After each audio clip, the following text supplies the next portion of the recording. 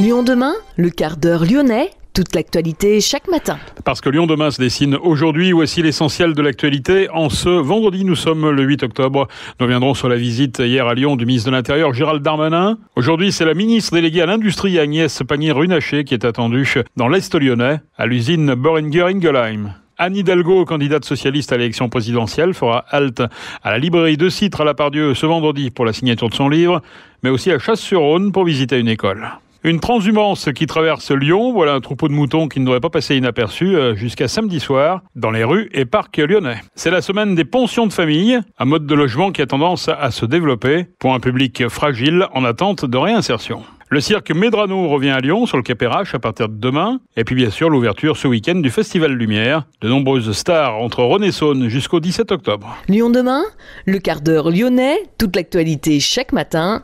Gérald de Bouchon. Bonjour à tous, bienvenue dans ce quart d'heure lyonnais. Le ministre de l'Intérieur, Gérald Darmanin, a inauguré hier soir le bâtiment de l'hôtel de police de Lyon, rue Marius Berliet, après d'importants travaux de rénovation. Le premier flic de France a visité le centre d'information et de commandement. Il a échangé avec les effectifs des différents services de police. Gérald Darmanin a annoncé au cours de ce déplacement à Lyon la création de 2 quartiers témoins à Villeurbanne et à Rieux.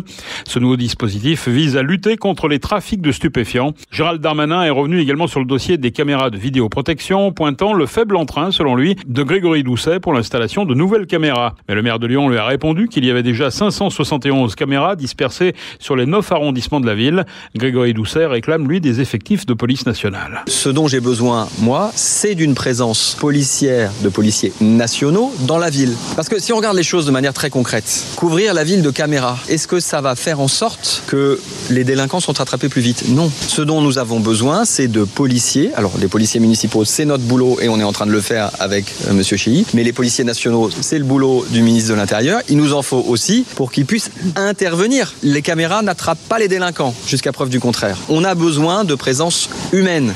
La ministre déléguée à l'industrie, Agnès Pannier-Runacher, est attendue ce vendredi sur le chantier colossal de l'usine Boehringer Ingelheim dans la ZAC des Gaunes à Jonage. Le groupe devrait en profiter pour annoncer de nouveaux investissements. La journée de la ministre débutera par un passage à Saint-Fond dans les locaux de l'entreprise Solvay. Agnès Pannier-Runacher visitera entre autres le centre de recherche et de développement. Elle est ensuite attendue à l'INSA à Villeurbanne pour échanger avec des étudiants sur le plan d'investissement prochainement annoncé par le président dans le cadre du plan France 2030. Anne Hidalgo, candidate socialiste à l'élection présidentielle, fera halte à la librairie de Citre à la Part-Dieu ce vendredi. La maire de Paris va y dédicacer son livre « Une femme française », tout juste paru aux éditions de l'Observatoire.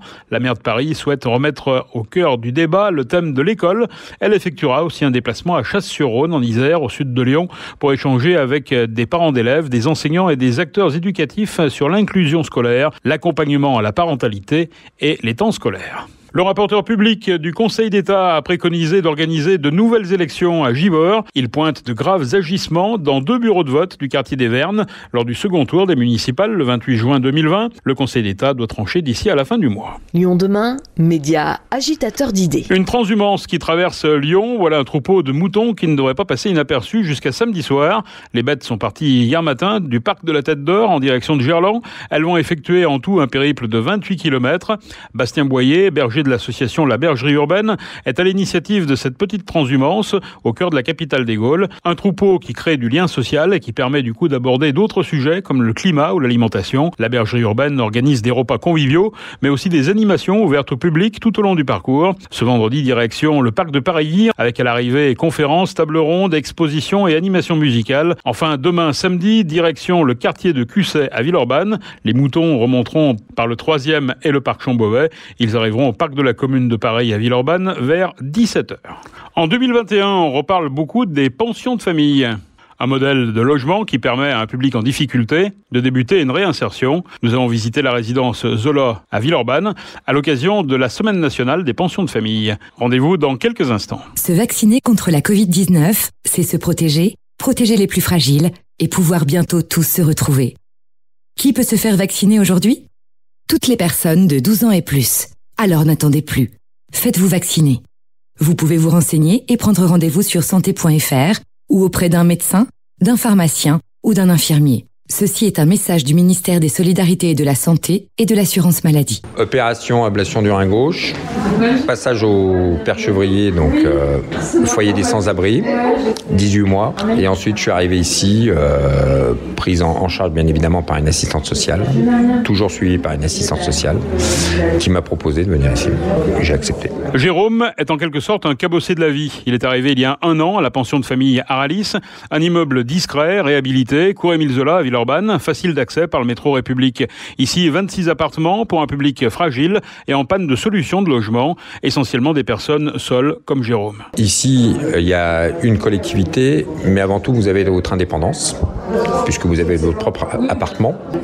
Vous reprenez une autonomie, puisque c'est vous qui vous faites à manger, voilà, vous gérez votre emploi du temps comme vous le souhaitez, et avec quand même une animation qui est prévue, auquel vous participez ou ne pas participer en fonction de ce que vous souhaitez. Et donc un début ou un nouveau démarrage d'une liberté, non pas simplement de penser, mais de choisir. Pour faciliter la réinsertion des résidents, l'accent est mis sur la vie en collectivité. Rachel Despoisiers est intervenante sociale à la Fondation Aralis. Il y a 2 types d'accompagnement. Donc, il y a un accompagnement social individuel, donc c'est-à-dire auprès des personnes pour les aider individuellement dans leur démarche en fonction de leurs besoins, en lien avec tous les partenaires qui sont à l'extérieur, parce qu'en fait, il y a un gros travail de coordination partenariale et un travail aussi de mise en place d'actions collectives qui permet en fait aux personnes de sortir de l'isolement. En fait, de se réinsérer, de connaître leurs voisins et de pouvoir participer à ces temps-là, être acteurs au sein de leur résidence. Des actions de convivialité, beaucoup autour de repas partagés, de goûter, de temps café en fait, parce qu'ils sont beaucoup dans la demande de ces temps-là. Il y a aussi pas mal d'activités centrées autour du bien-être, donc comme la musicothérapie, la relaxation, des temps vraiment pour se recentrer sur soi, pour retrouver confiance en soi. Des actions notamment sur la santé, donc avec des partenaires de santé avec lesquels on travaille, comme les XAPA, qui interviennent en fait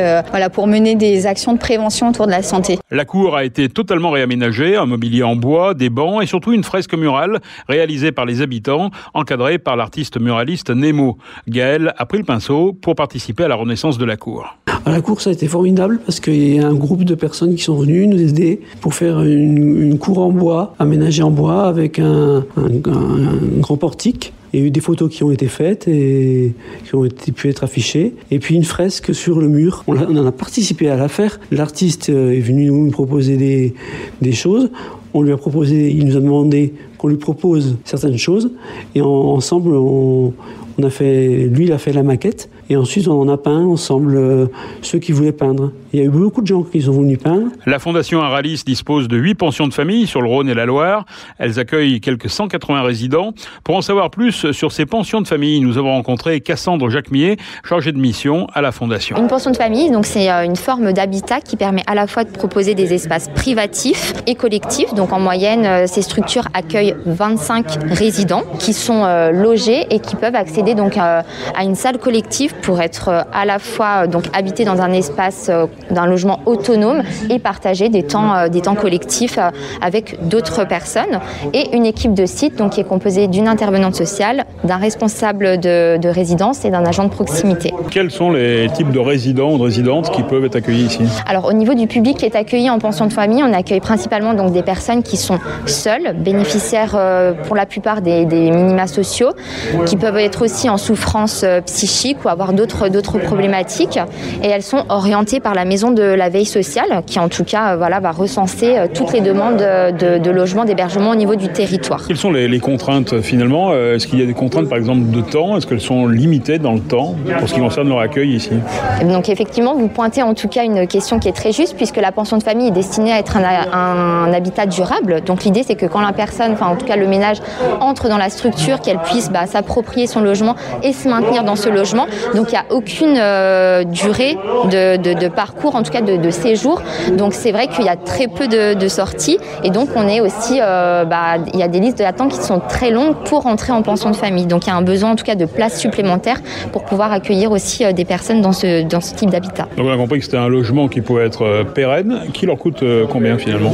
Alors donc c'est aléatoire en fonction fonction en effet des localisations, mais en moyenne voilà, c'est des logements qui sont donc c'est des studios qui sont composés à la fois à l'intérieur d'une cuisine, d'une kitchenette, d'une salle de bain.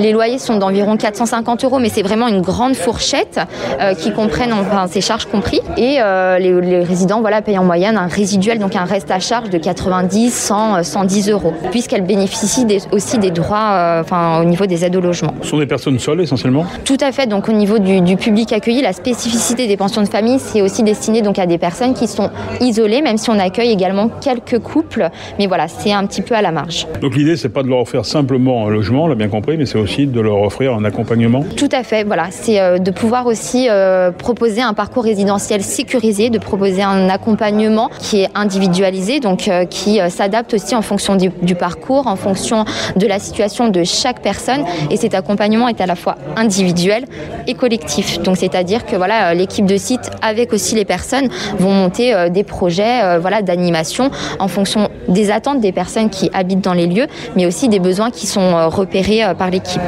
Quels peuvent être ces besoins ? Ça peut être en tout cas des besoins de créer du lien, de proposer régulièrement des temps où on peut se retrouver, on peut partager, on peut échanger. Ça peut être des temps pour créer, pour investir les lieux, la maison. C'est vraiment très très vaste. Un exemple de ce qui s'est passé ici ?